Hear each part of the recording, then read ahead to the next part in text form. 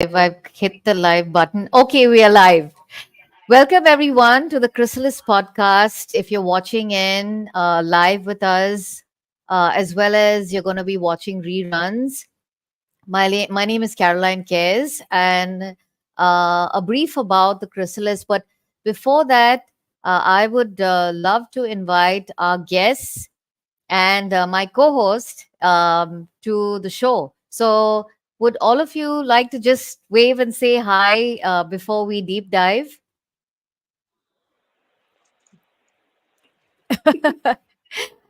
Okay, great. So, a bit of a brief context before we get into the discussion.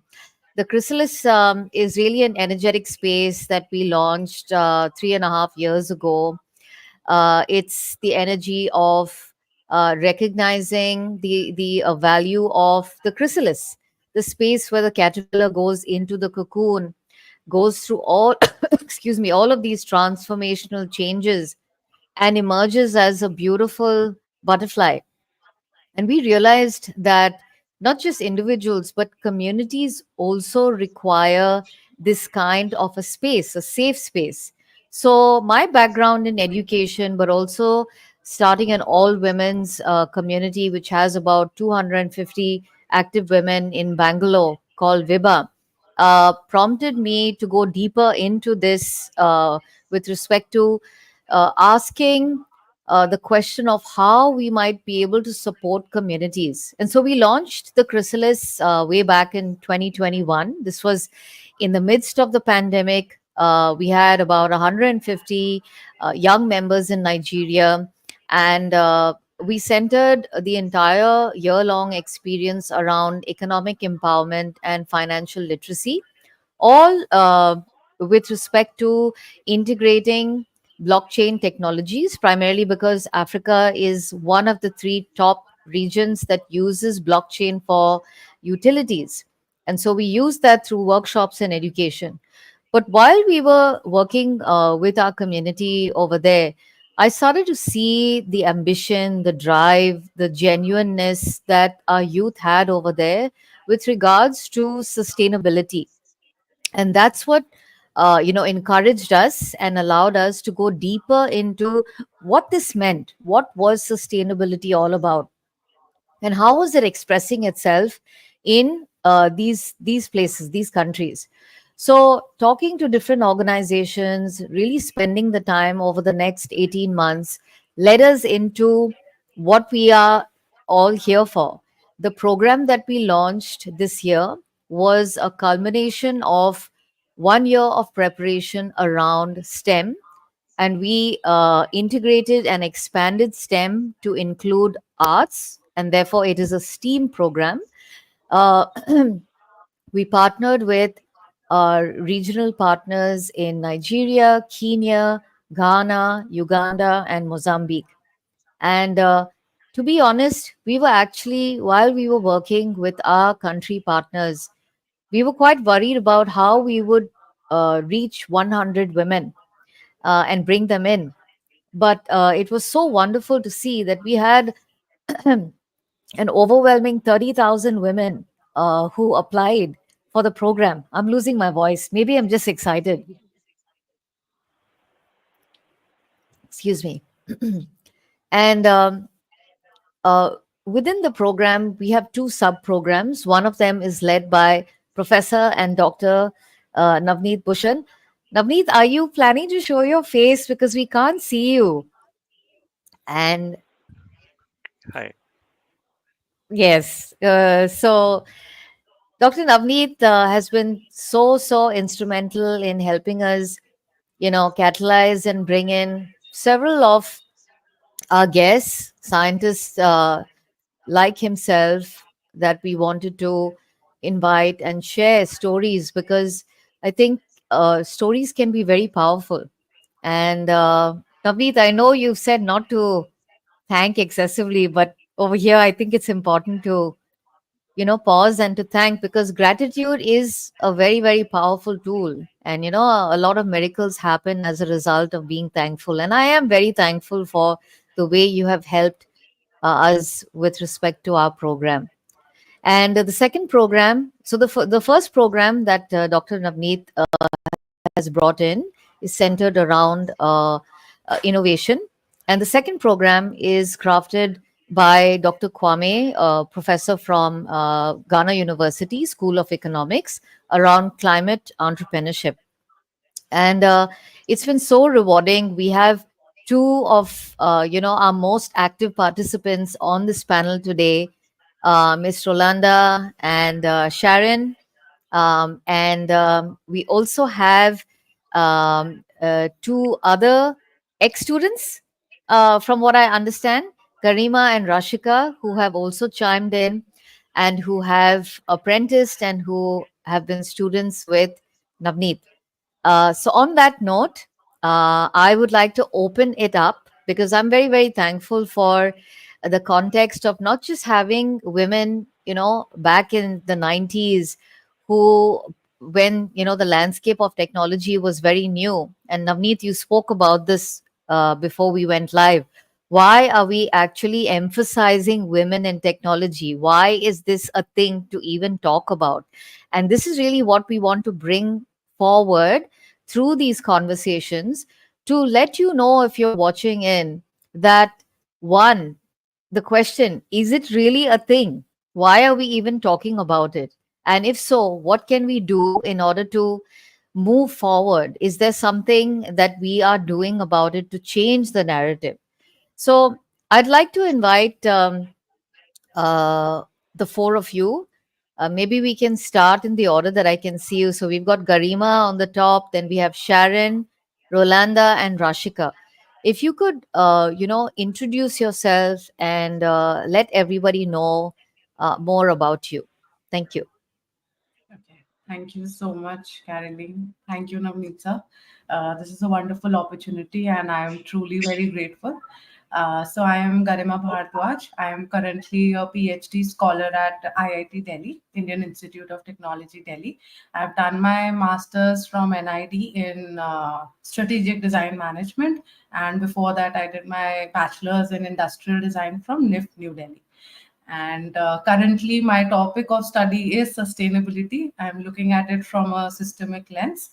And there have been many experiential, systemic, and strategic projects that I've undertaken, my last one being in jail. So I'm looking forward to this discussion.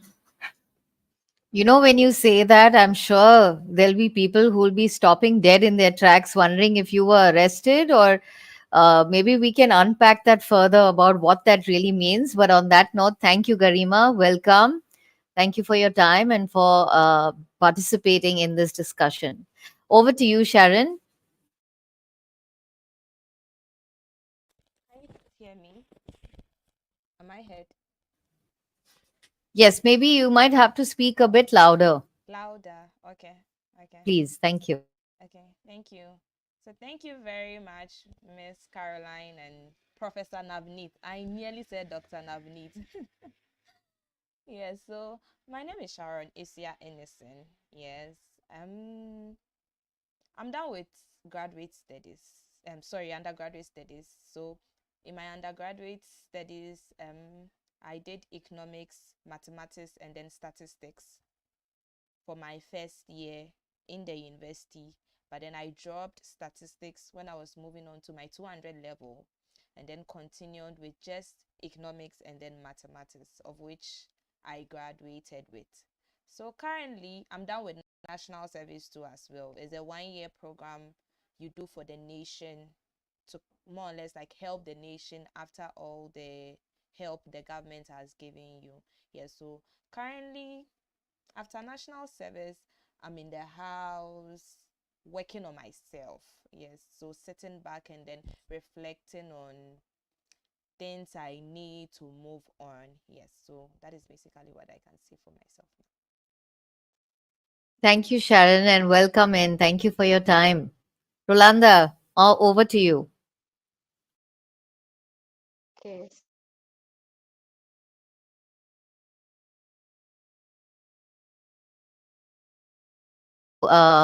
Unmute. Okay. So please, can you hear me? All right. So I would say a good afternoon, a good evening to all of us once again, and I'm very excited to be part of this discussion. I have always had the opportunity to, I've always looked forward to having the opportunity to also do this, and I'm very glad that I have had the opportunity through Miss Caroline and then Professor Navneet.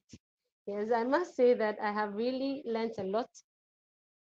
Currently, I'm an NSS person, as she said. I'm a national service person. It's a 1 year program we do after the tertiary university in Ghana. And so I actually finished my undergraduate studies with economics and then philosophy. Yes, and currently I'm working with an organization that reviews the budget and then also gets the government to become accountable and transparent. So that's all me. Thank you. Thank you very much, Sholanda, and welcome in, and thank you for your time. Rashika, over to you. So, greetings to you all, and thank you, Carolyn, ma'am, and Bhushan, sir. And thank you for this wonderful opportunity to connect with all these young women. So, this is just an outline of my academic experience. I did my UG in aeronautical engineering, and a few months ago, I completed my PG in defense technology, again in aerospace division. Between my degree programs, I worked as a quality analyst in a job shop industry, and for a very short duration of time, I worked as a soft skill trainer for college students. That's all. Thank you very much. Welcome in. Navneet, would you also like to? We would like you to also introduce yourself. Okay, thank you. And I think I'm the odd one out. I mean, started my career as a scientist in DRDO, and also I've been more interested in sort of doing research as Purnima mentioned in the last thing. So I sort of connect with that sort of a concept of being a researcher, and researcher meaning very curious researcher, I would say. That is my curiosity is too much and that's maybe the reason why every time there is a question which is not answered, which is not available on Google, I get more interested to explore that particular type of question. So that's a sort of a background. Of course, I have these degrees that I pursued in computer science, and then worked as a DRDO scientist in India, then worked in various companies, and then we started our own company, Graffiti, which is about 17 years now on innovation consulting and research. So thank you, and this is definitely a good opportunity to understand what all of you guys have to share. Thank you. Thank you very much, and welcome, and thank you for your time, Navneet. Um, I want to kind of sort of section some of the things that we are welcoming you young women to share from the perspective and the context of the degree of intimacy with STEM subjects. And I know and would like to say that Sharon Rolanda, you are part of the current STEAM program, whereas Garima, Rashika, you have actually gone through this as part of a more formal curriculum. So having said that as a context and set it as a context as well, Sharon, Rolanda, we would love to hear from you. When we were marketing and communicating this program out across our 5 countries in Africa, and Theophilus and Jessica were leading this with Ghana. What prompted you? What invited you to um, want to be a part of this? If the both of you could share.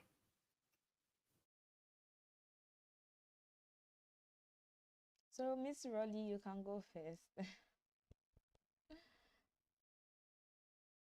Okay, so I must say that when I first saw the application for the STEAM 400 women, I was actually curious. I wanted to know what is it about. And then with my philosophy and economics background, I actually thought, how best can I use these courses to solve a problem? But then something dawned on me that it doesn't matter the course I have read, but then anything that I or anything I come across, I should actually find out for myself. So I read about it. I saw a short note under the application letter, and then I read through, and I was like, okay, why not? There are some people who are having master classes on innovation, on sustainable entrepreneurship and all that. So I was like, if this is a free course for women, then it must be something that is very educational for us. So I decided to join so that I can actually benefit from it. And I must say that I was wowed by the things I had to learn. And honestly speaking, I really learned a lot. Yeah. That's incredible. I'm really happy that you said that. And I just want to interject before Sharon, before we hear your perspective. But Rolanda, and one of the reasons why we were prompted to invite you in is the deeper nuances of your recognition of programs in comparison, which are available at a charge and a very high charge. And, it's no easy feat, without mincing words, it's no easy feat putting a program like this together. We have our professors who have decided to, really show up, be committed, uh, show up every week, and it does, like you said, it has had an impact, a ripple effect, and it's wonderful to see that because it's all interconnected, the intention. So I just wanted to call that out and acknowledge what you just said, and your power of, this observation that you have, that also has been clear through the feedback that you shared about Navneet's program. So thank you very much, and really want to appreciate the way that you have decided to, participate, and the kind of commitment that you have shown as well. Sharon, over to you. Thank you very much, Caroline, and thank you, Miss Rolly. So for me, I think I saw the link somewhere. Like I really can't recall now, like where I saw it, but I probably saw the link somewhere, and I was like, for women, innovation for women. And prior to that, I had taken a course. I think is it on SME, where I also did an innovation course like that. So I was like, okay, fine. If this is a free course and it's for women, why don't I hop onto it? So I registered, and truth be told, I even forgot about it. So I was just there one day going through my mails, and then I got noticed that I had been chosen, and I was like, thank God. Yes, so that was when I decided to really put my all in it. But one thing I learned throughout the program that still shocks me was Dr. Navneet's consistency. Like I sometimes used to ask myself, whoa, like people are not coming, but this man is still teaching as though he had a full class. It's like, wow. So that kind of commitment to do whatever thing you have placed in front of you, aside all the other things we learned in class, this is one of the things that is still sticking with me. Thank you very much, Professor Navneet. Thank you. It's so wonderful. Navneet, is there something you want to just say before we move on? Because those are very heartfelt words for you. Yeah, indeed, they are, and I must thank Sharon. And I think I was always under the impression that I'm seeing Rolanda and Sharon. They are the organizers, not the. And everyone outside this sort of a meeting, a lot of people, 30,000 women are listening to me outside in that YouTube. So I was always under that impression. I was never knew that only one guy is or two people are listening to me.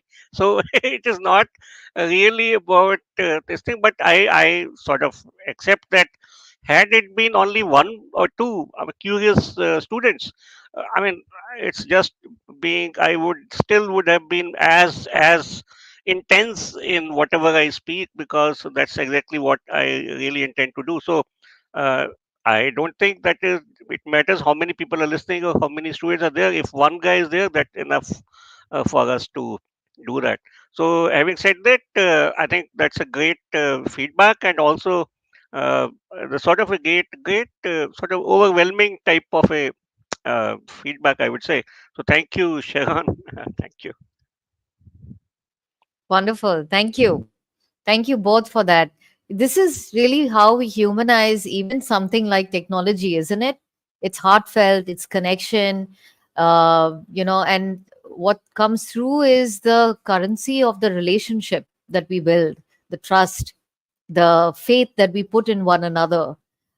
These are things that aren't really taught, but they're felt, and that's the reason we are here. We're testament to that. It's because of the relationships in this room that we have all shown up. So it's really, really powerful. Garima, Rashika, we are moving on to the both of you, and we would like to invite the both of you to share with our audience and with us today. Like, you have spent a lot of time, and we would like to know what that a lot really means in the space of technology. So, one, what prompted you? What was that initial or that tipping point? And then I do also know that y'all have gone in deeper with your postgrad. So, if y'all could share, what was the backstory to those decisions as well? So I'd go first. I would just want to acknowledge my privileges here, because I was blessed with traditionalist parents with, a contemporary parenting style, wherein today we see that, we buy toys and we give it to the kids. But when I was being raised, my parents were open. They would give me wheat dough, or they would give me, random pieces to put together. So somehow, whenever I reflect, how did I come in design? How am I so good with the reasoning bit or the functionality and form together? It's because the seeds were sown back then. And because throughout my journey, like, I took non-medical, I had physics, chemistry, maths, because I would just always get perfect scores in that. And coding was my subject. So it was kind of falling in place for me. Now when it was time for bachelor's, there was a choice between engineering and design. And somehow I just went intuitively about the process, and I held design because I felt that design is a culmination of all these things. When we talk of design, we have science, we have mathematics in it, we have art, and it's like a conglomerate, a beautiful conglomerate that we see. So thereafter I began my journey. And masters, because once I was done with the tangible aspects of design, the industrial elements, getting it manufactured, I thought, what more to it? What are the intangibles that I can explore? What is the essence of design, and how do we give it to people? So the choice there again was that instead of going for a conventional industrial design master's course, I went for strategic design management, because it had a human centric approach. It had a very one on one connection. And all the mentors that I've had during my journey have kind of always kept that essence and that innocence intact in me. So now when I'm thinking of PhD and how I've carved my path till here, I would just say that it's been blessed. It has been strategic. It has been set up, like each step has been set up by parents, by mentors, and I've just worked hard. I've just had faith. Thank you. That's very powerful. I want to pause before we move on to Rashika, because you've said something, y- you know, uh, it is explicit, but there's something implied in your message around having a support system and having people who will believe in you. And I really, this is something, even when we coach women, because a lot of us, and I don't think this is only women, but there is a hyper focus on the imposter syndrome, which we kind of carry, about questioning, like, who am I in the right field, and feeling judged, and people pleasing, which is the other polarized version. And I can speak to all of this because I lived through these shadows as well. And regardless of how much we do, those tend to creep up.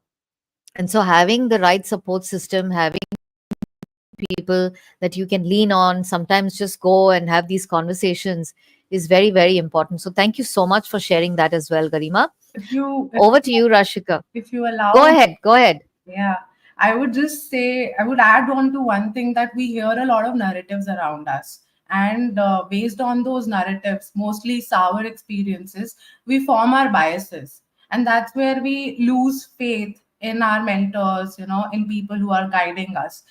I would just say, be aware of these stories, but don't fall prey to them.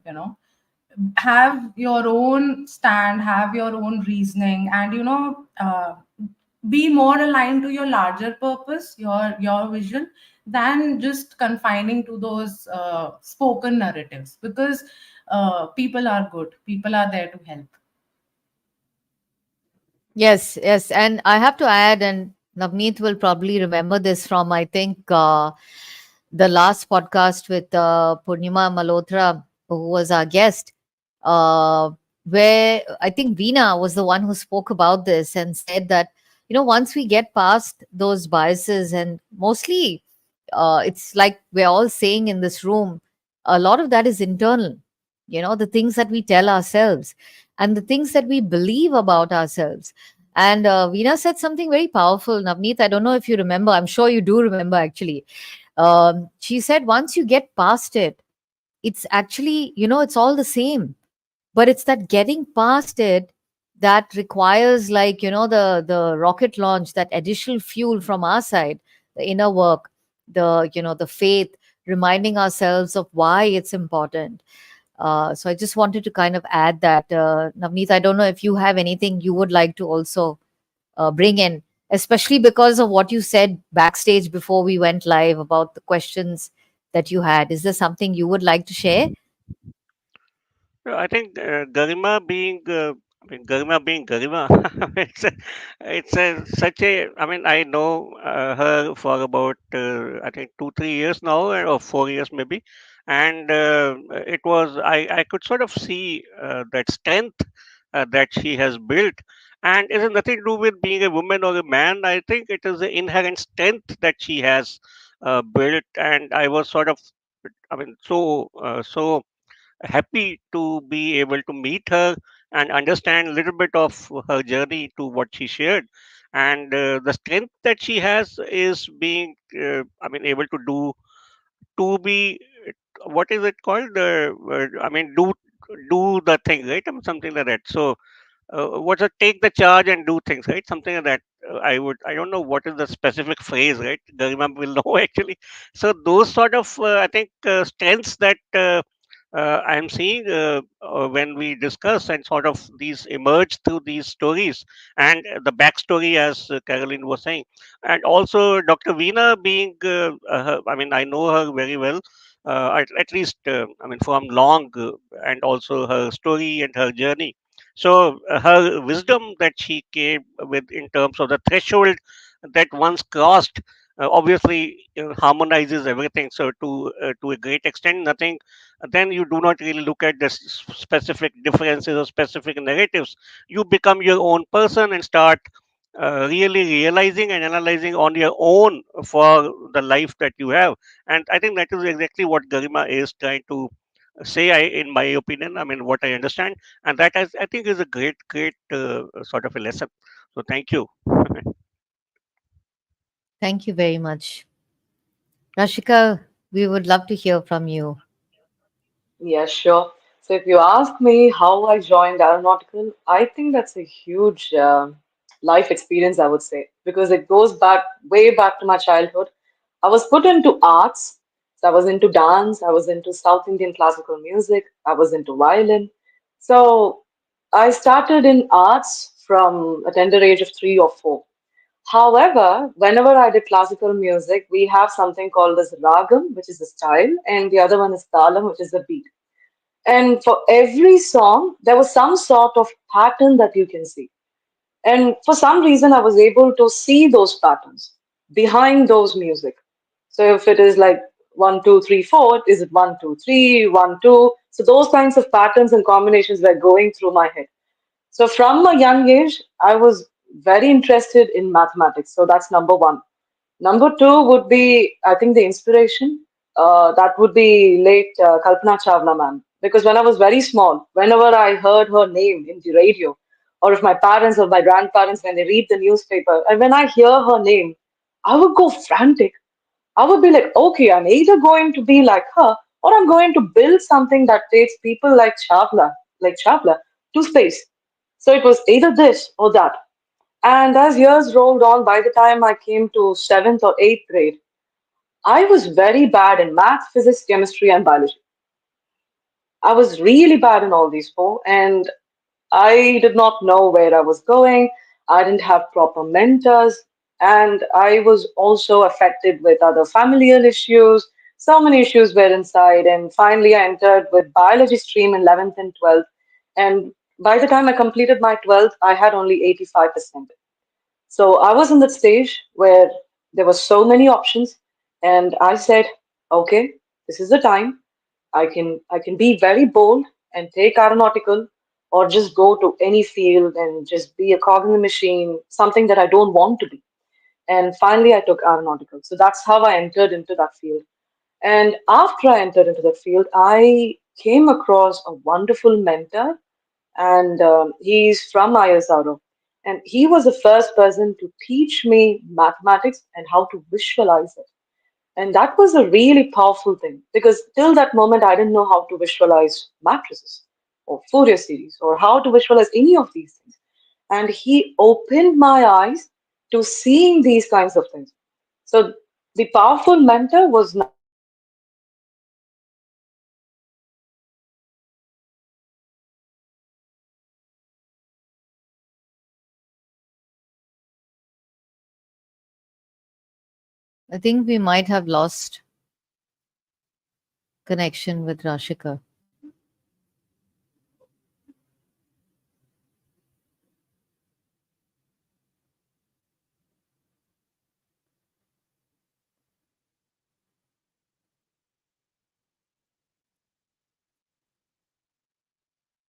I'm just trying to see if we are all. Is it the connection here, or is it just with No, Rashika? we lost. Yeah, with her only.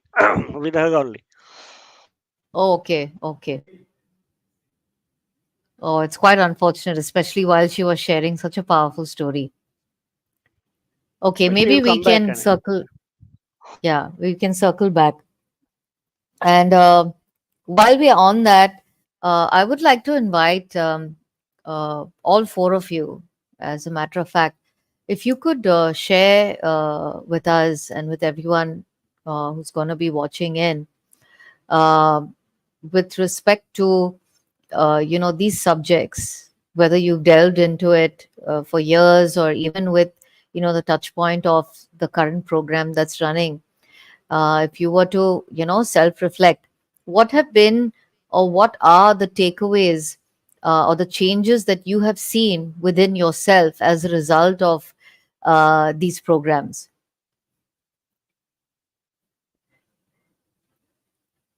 Maybe we could, Rashika, welcome back. hello? With Oh God, I'm so it, sorry. I'm so no, sorry. no, no, no, no problem at all. Do you want to continue? Yes, but I would like to know where I stopped because I kept on talking, and the next moment I know I Oh, was out of the meeting. So I would like to know where I stopped so that I can continue from there. Like, So I think it okay, was that's on the mentorship. When you met your mentor and he being able to help you visualize mathematics and all. thank you, Sharon. okay, thank you so much. So that was in my UG, and he's from ex-ISRO, and he helped me in visualizing mathematics. And from that point on, he helped me in research. I was able to publish my papers in AIAA, to go to conferences to other countries, to see those cultures, to see how they do things over there, how it is strict hierarchy in our country versus how it is over there, and those kinds of things. And by the end of UG, I again came across another mentor who's my senior, and he taught me something called as abstraction. Now that's a whole different topic. And because of abstraction, I entered into quality analysis. I was into farming. I was into astronomy. I was doing mathematics, and and then I was doing something related to neural networking. And all of a sudden, I had this strange idea: why not do defense technology? And I joined defense technology, and then I come across another person, which is Bhushan sir, and he took this amazing subject called WSS. And I can tell you that the reason why I'm sitting over here is because of Bhushan sir. Because two things he taught me. One is logical reasoning, and the other one is how to be pragmatic. Because that's the kind of subject it was. And again, it was very abstract subject. I took a model concept from there, and then I made it into the application phase in my internship in an industry. It's a continuous manufacturing industry. I worked over there for 1 year, and those modeling thing it helped over there. So right now I'm working towards strategic management, doing my PhD in strategic management. So I would say thanks to all these three mentors who have come across my academic experiences. Wonderful. Thank you very much. And I think this is a great segue because, while we are kind of diving into the why, and this was a question I think, Rashika, you may not have caught while you were offline, was the invitation to ask the four of you to share as you self reflect on these programs. What has changed within you? What have you taken away? How have you grown? Any of you can begin and kind of prompt to take it from there. Oh, okay. So I would like to start. Okay, thank you. So my takeaways from the program was with the problem statement, because I've come to understand that a lot of people have issues, but then they are not able to craft their problems very well. So I remember clearly Dr. Navneet taught us four types of problem statements: the problem A, B, C, and D. And it looked as though a lot of people end up with at the problem statement B. They don't even think on going through the C. They don't even think on going through the D. And initially, for me, I had a bit of a problem understanding the concepts behind the problem statement C and D. But as always with Professor Navneet's dedication to explaining things for us to understand, I got to understand it better. And now it's helping me reframe or rephrase my problem statement very well. Because a lot of time you ask someone, why don't you have money? Because I don't have work.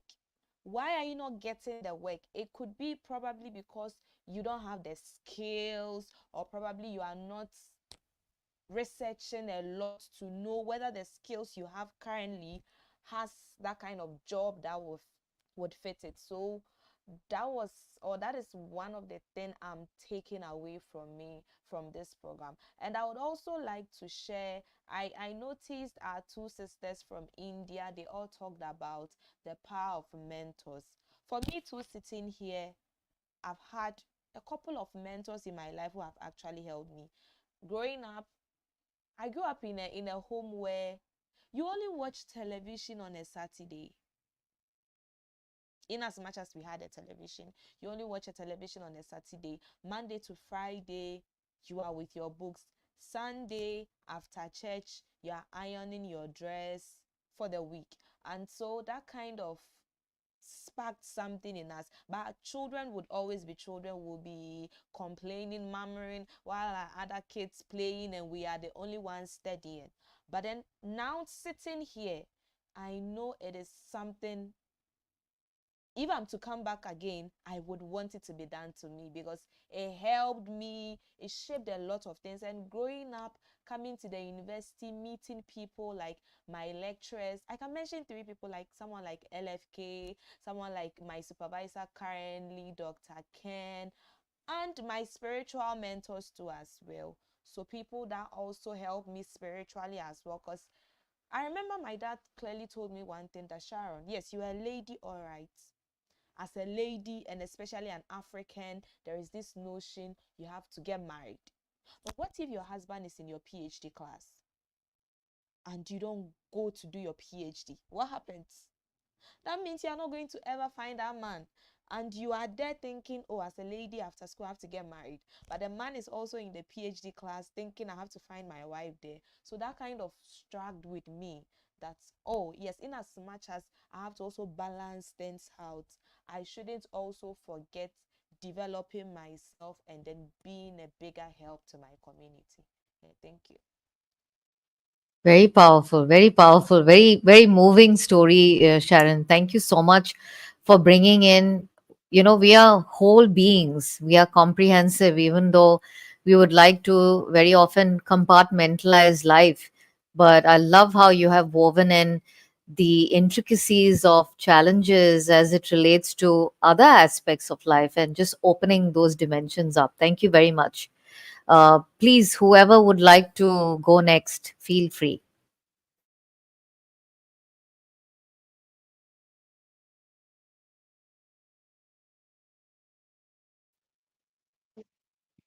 I would also like to say that I have really learned a lot for Professor Navneet's lessons that I took. I think that the journaling was a part that I didn't used to do. I didn't understand why I should journal something. Why should I even take a notebook, journal my day, plan my week ahead of time? I didn't really find it. If you wake up to the morning, you do what you have to do, and then you go back to sleep or something. Yeah. So that was my way of life. Even though sometimes I had some things planned out, okay, maybe tomorrow I'll have to do this. But I didn't really have a strategic way of going about it. So at some point, I realized that I was becoming unproductive because I didn't really know what to do. So sometimes I just sit and I have nothing to do. But there are lots of things I could do. So I think that his journaling lessons that he gave us too has actually helped me. And now every time I go to work, I have to do deliverables. And it's like what I've done in the past week, I have to send it to my supervisor. For the next week too, what I have to do too, I have to journal it and then send it to her too. And then I realized this is a really important thing because if you know what you have to do every day, it makes you very productive. You know, I'm doing this and I'm doing that and I'm doing that. And by the end of the week, you realize that you have achieved a lot of things in a shorter space. And then that has really, really helped me. And when it comes to Dr. Kwame's aspect too, I think I joined him for 2 times. And then the other classes, I had to listen to it after we had had the class already. But I think sustainability has actually been a great problem for Ghanaians nowadays and even the world at large. So climate change is everywhere now. And as a climate change advocate, actually, I have been taking some lessons in climate change when I was in school. So it actually helped me to also see that climate change is not all about advocacy. So there are job opportunities there too. So with the innovative mindset that we had with Dr. Navneet, having the conscience or the know-how to see a problem, break them down, find solutions to that problem, and working on it to make sure that you have solved that particular problem. And then relating it to climate change, and then the actual thing that is happening in our world today, I realized that these are actually two great opportunity that is actually making the youth. We are here looking for money, but I think that money is staring in our face and we are not seeing it. Yeah, because there are lots of opportunities out there with innovations and then with climate change or sustainability, sustainable entrepreneurship. And so I've really been inspired a lot by Professor Navneet and then Dr. Kwame a lot. I've really learned a lot. And now I think that I've found myself doing things that I felt that I couldn't do. You put it down. Okay, I've seen this. How do I go about it? Take it step by step. And in bits, I see myself progressing. Yeah. Wonderful and very powerful. Thank you so much, Rolanda. Karima and Rashika, over to the both of you.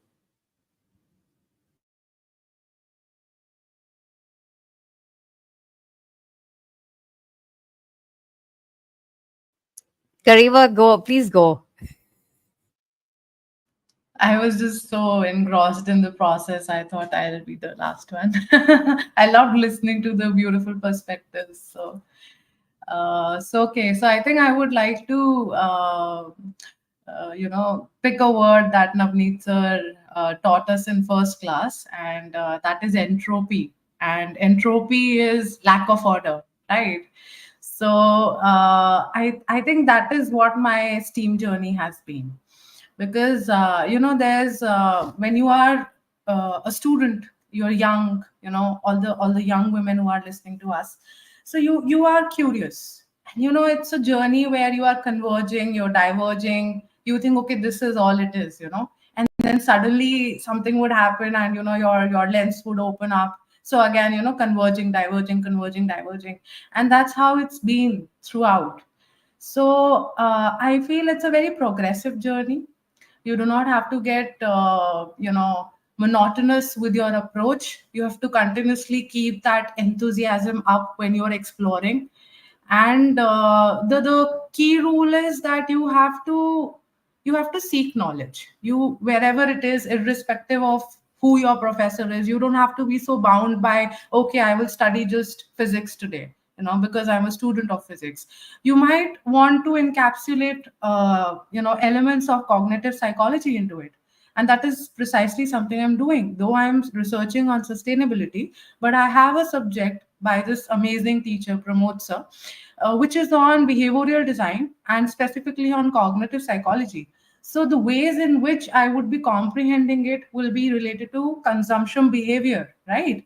So you never know how you tweak and you have plugins in your existing research or your work. As kids also, we are now, in a great era, I would say, where we are having the privilege of interdisciplinary options. So we are no longer talking of just one domain, like it existed. So now there are chances of mixing your subjects, going ahead, and we are evolving. We do not see craft and technology in a secluded fashion now. It's more cumulative in its approach. So during my journey, these are some things that I have observed. Another thing that I see is, when we talk of STEAM, when let's say we talk of mathematics, we immediately think of, in Western context. How many of us can actually mention our, popular scientists, like from our country, from our region? So that awareness or that knowledge is very much needed, and not just in terms of people, but in terms of material, in terms of culture, because our southern part, hasn't been written much, it hasn't been researched much. So most of the knowledge that we have at the moment is very Western driven, and it suits in their context. So which also kind of reflects that there's a lot of need for women today, I would say even men today, irrespective of which gender you are. You need to come out, you need to actually research, write about these things, be global about your local practices, your local observations. And that's where the strength of innovation in tomorrow lies. And if we talk of profession, because money has been one, common term that I've been listening. So we are in a social media age, and now it's very easy to reach out to mentors, to study impact, to find professional roles, provided you are writing contextually. So you're not sending a spam hi or out of context message, but you are precisely stating why you're reaching out. You have some precedent, you have some credibility, and people respond. So I think there's a lot of scope that needs to be untapped. Thank you. These are very powerful points to bring up. I can see, the resonance in the room with whatever is coming up. I love how you spoke to the aspects of integrating, the non-linear elements, which are actually important, and they are credible towards not just the learning part of our participation, but also the innovation, the creativity, and the problem solving that we endeavor to get into when we choose these kind of subjects. So thank you so much for that. It's very powerful. And over to you finally, Rashika.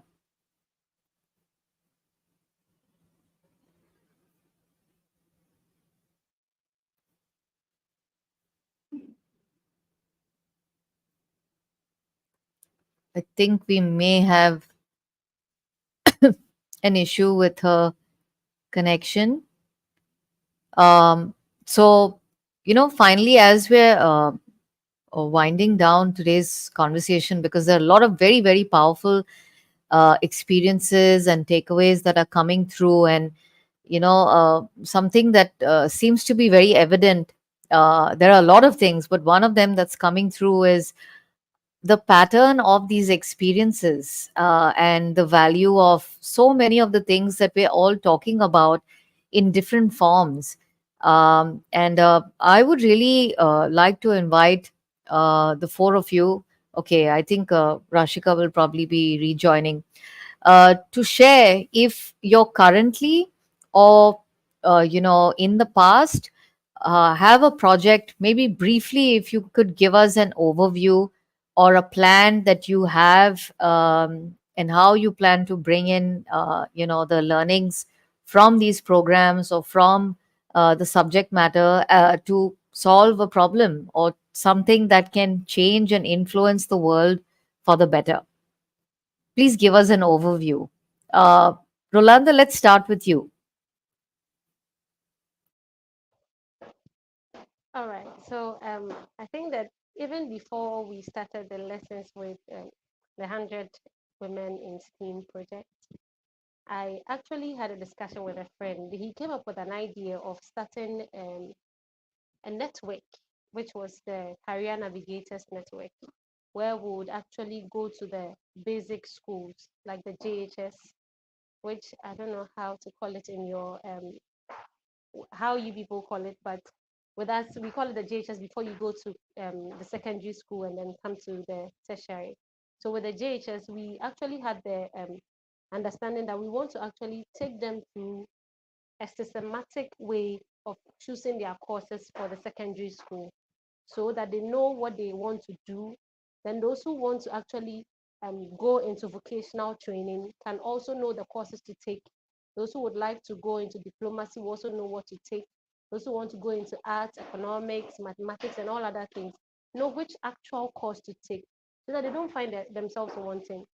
Often than not, in Ghana, a lot of parents compare their children to other people's children. So they actually see that, okay, this my friend's son is doing science in school. When you go to school, you have to do science. So choose science courses only. And it's like some students or some children are not inclined in that sense.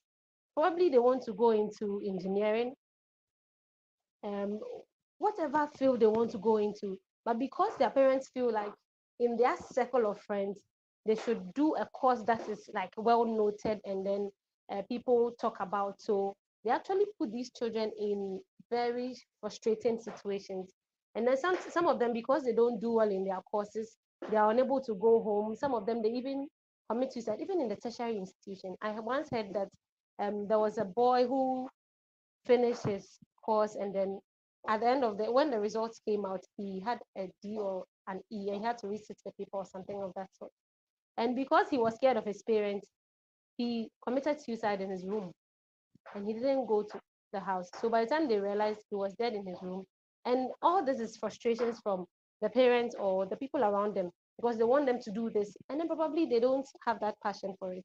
So we actually made up our mind that we're going to go through that training for the children from JHS, so that they even know the courses to take in SHS, and then also further broaden their mind scope on what they really want to do, and then choose courses in that line. Yeah. And then also there's also this organization that I had volunteered with, which I'm also trying to make time to also join them again.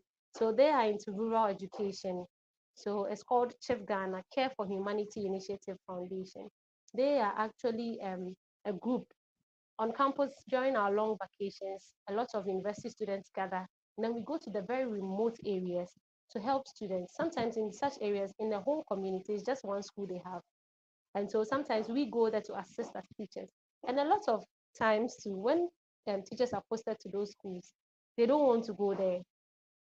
Even when they go there, they don't teach. They will just go and then do what they have to do, and then they leave the school. Even when it's not time, sometimes they come to work anytime they want and they close anytime they want. So as young people, we took it upon ourselves that during vacations, We go there and then assist the teachers. And we once went to my first time of going to Adan. There's a town or like a constituency in Accra. Yes, so it's called Adan. And we went there and it was surprising. These students had to write their BEC, and they didn't have science teachers, they didn't have math teachers, they didn't have ICT teachers.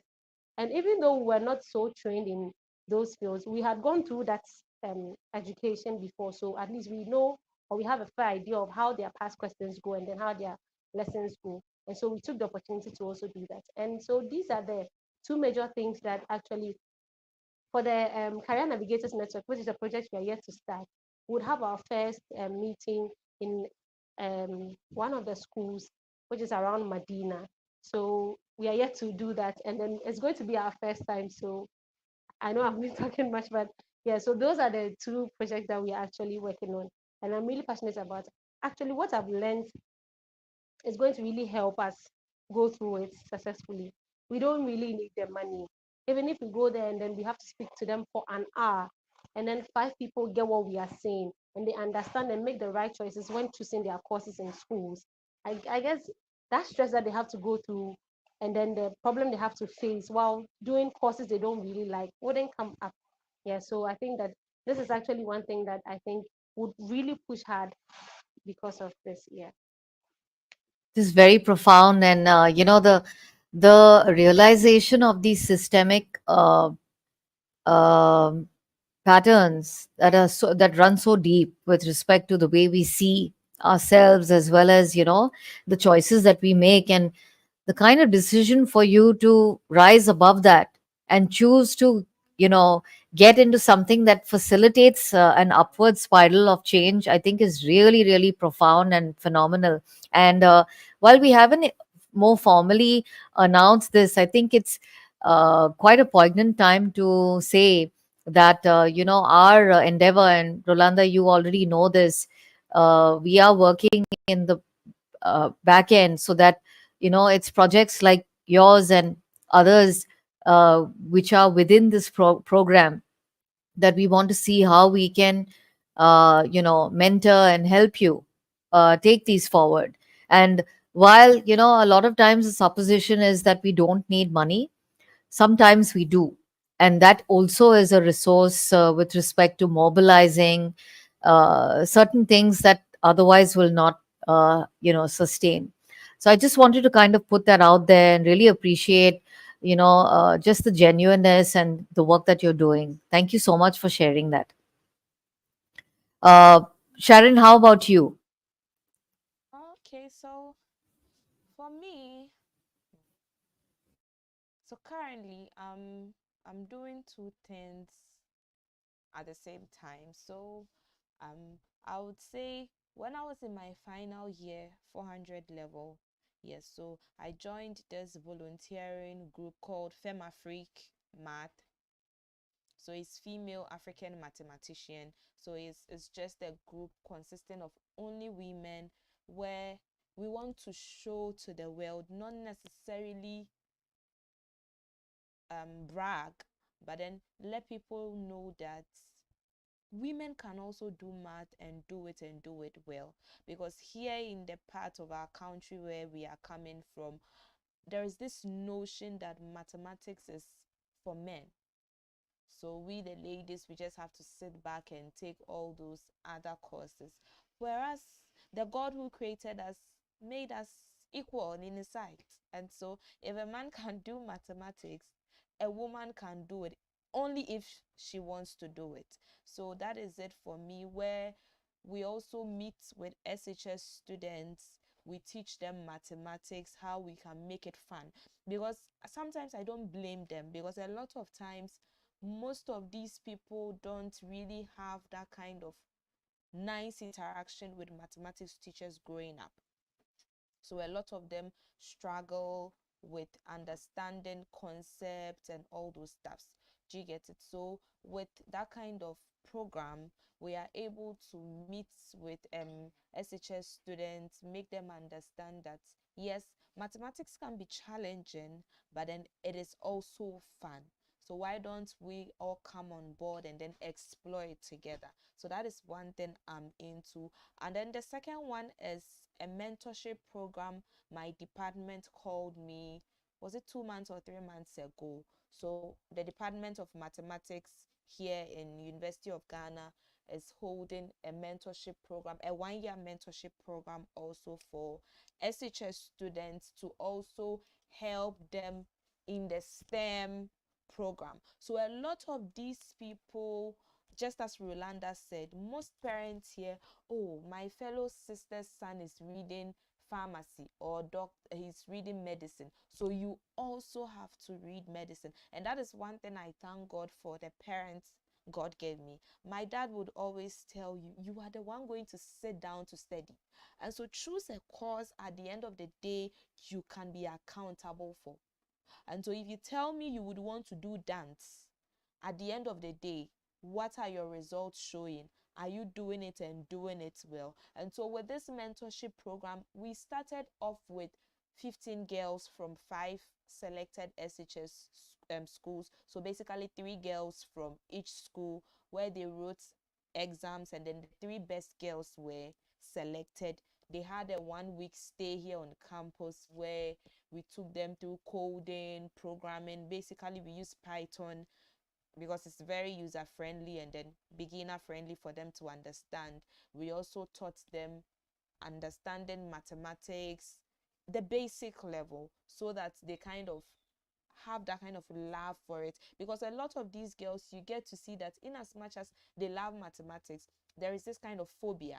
They are afraid because they've heard people say, oh, mathematics is so difficult, is this.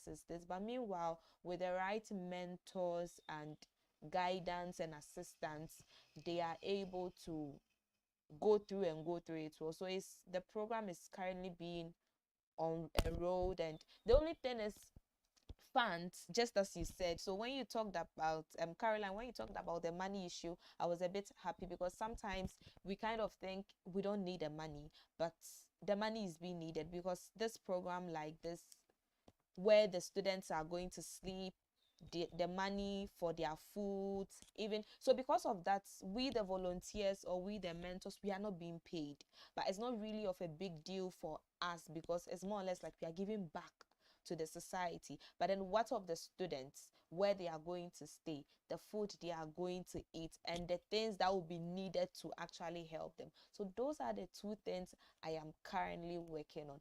And with what I learned from Dr. Navneet's class, I believe if I'm applying for sponsorship for this program, I would know how to craft my problem statements very well and get push this program out to also kind of help get people help us. Thank you very much. Very powerful. Thank you very much. And, I love how you're talking more about the next generation, because as we feel empowered, then we have the ability to, pass it on and be able to, remind the ones coming after us that they too can. They also have the ability with the right support system. So it's really wonderful. Thank you, Sharon. Garima, over to you.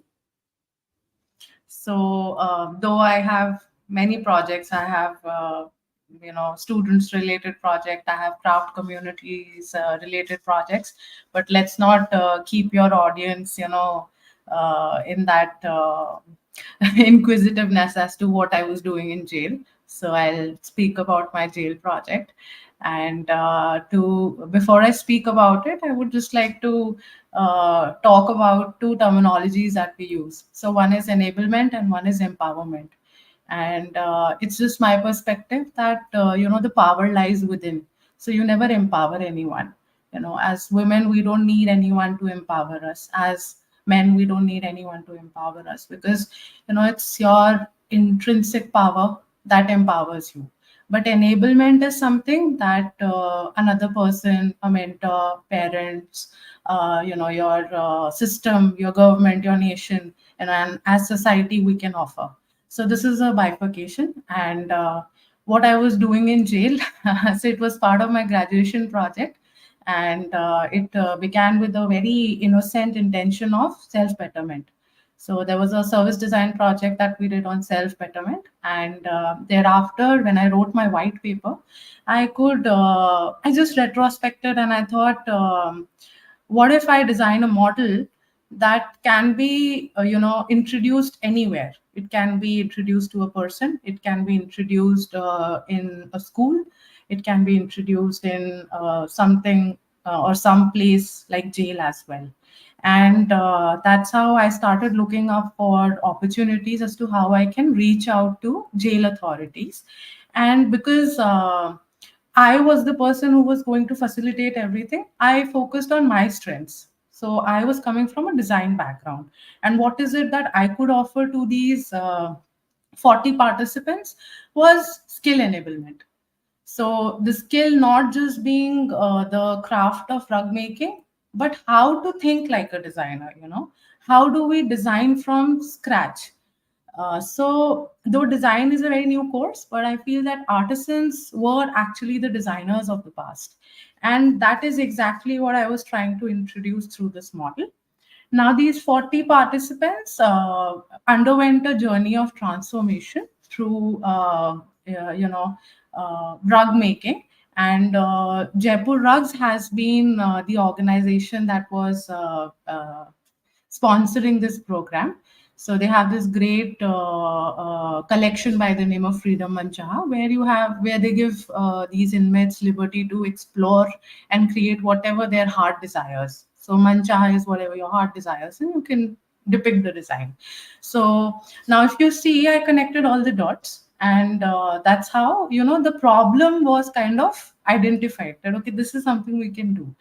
And over the course, these uh, participants were researched. They were asked questions. They were part of different research tools, but you will be surprised to know that play was the key element.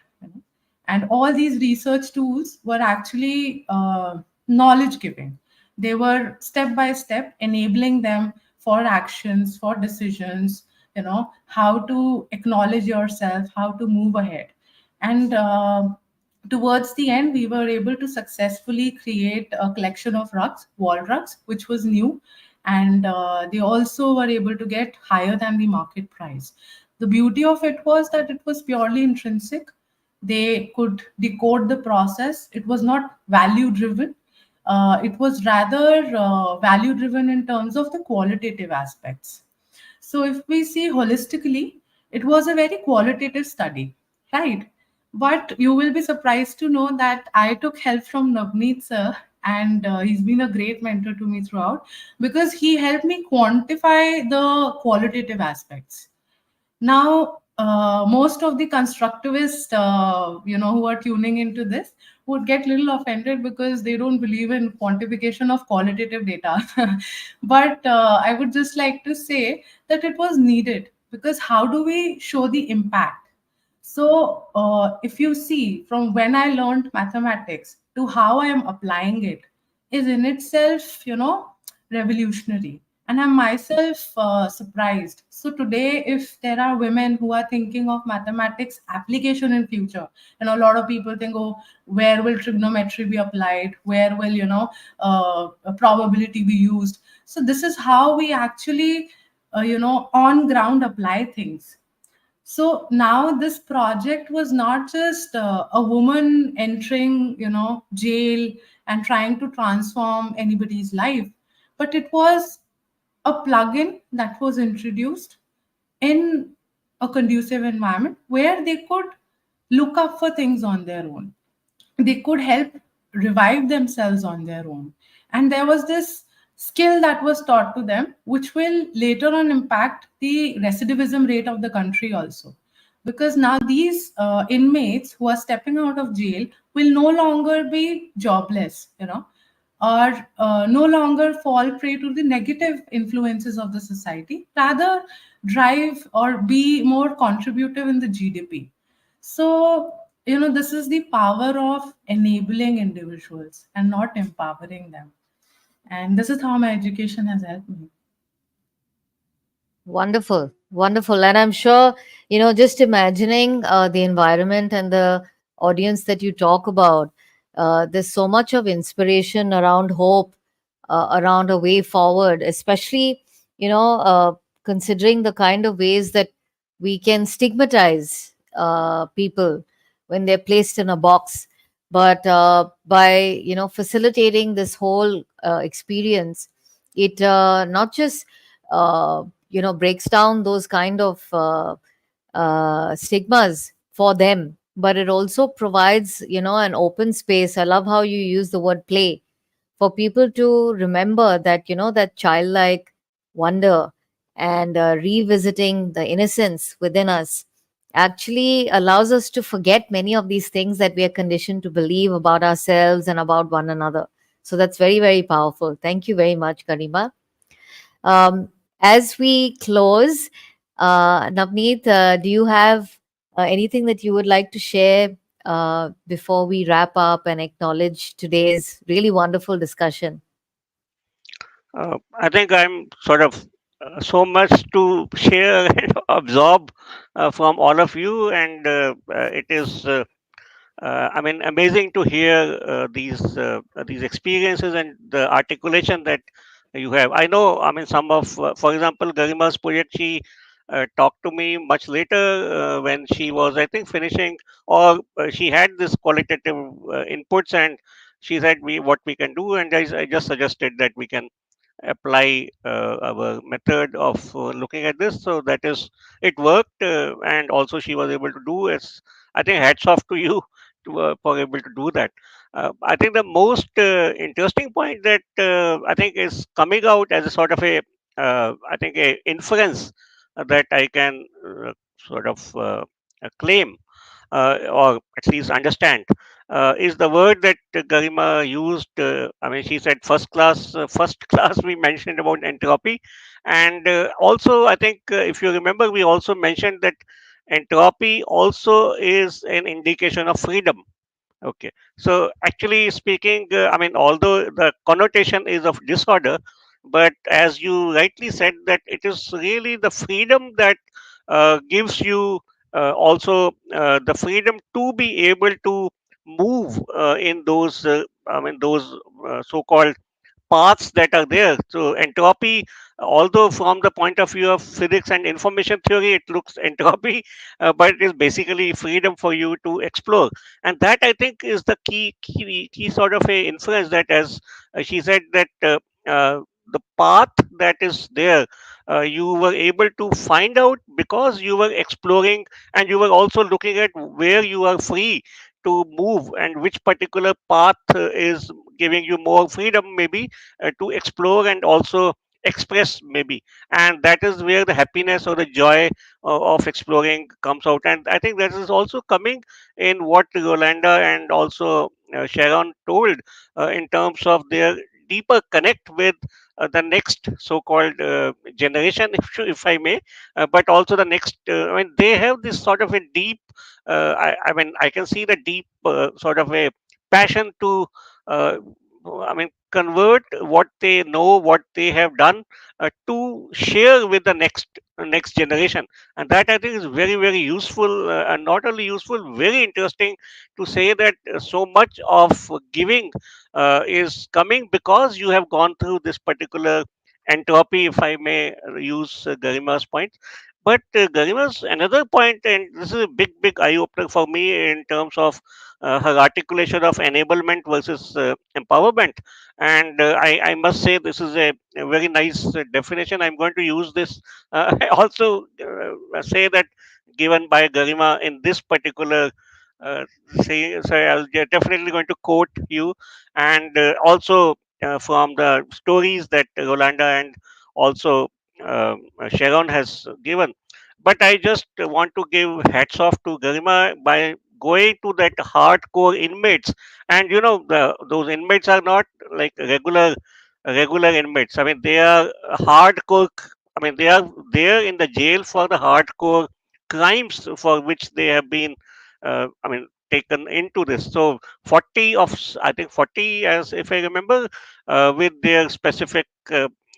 Tenure. I mean, I saw the data because he shared with me, and it was a and they were able to create those absolutely stunning rugs. I mean, the wall rugs that she was able to orchestrate to them, and that was actually, I mean, not forget about the quantitative part and all the thing. What I saw was real transformation in the way these skills and art or design and very well thought design intervention that she was able to orchestrate and also design that thing. I mean, it was really, for me, it was a real example of how design can really transform society. And I think that I must say hats off to that particular project, specifically since I've seen that also. And she was kind enough to share with me the details and also the data.